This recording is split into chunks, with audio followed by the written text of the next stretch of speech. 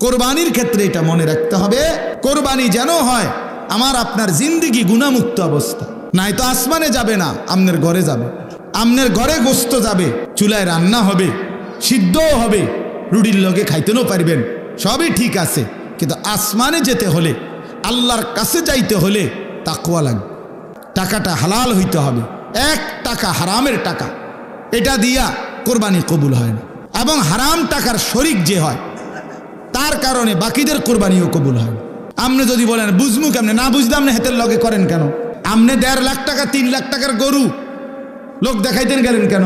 আপনার সন্দেহ হয়, আবার সামর্থ্য আপনার পুরা নাই, কম, আপনি পুরা পারতেন না 1 লাখ টাকার কোরবানি দিতেন, আপনি খাসি কোরবানি দেন।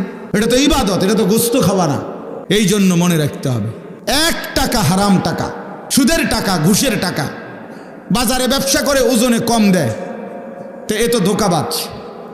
এই টাকা দিয়ে কোরবানি জবাই হবে প্রাণী, গোস্ত জোরসো হইব, ভাতও খাওয়ান যাইব, রুটিও খাওয়ান যাইব, আসমানে যাবে না, রবের কাছে যাবে না, মালিকের কাছে যাবে না। কথা শক্ত হইল, এটাই সত্য।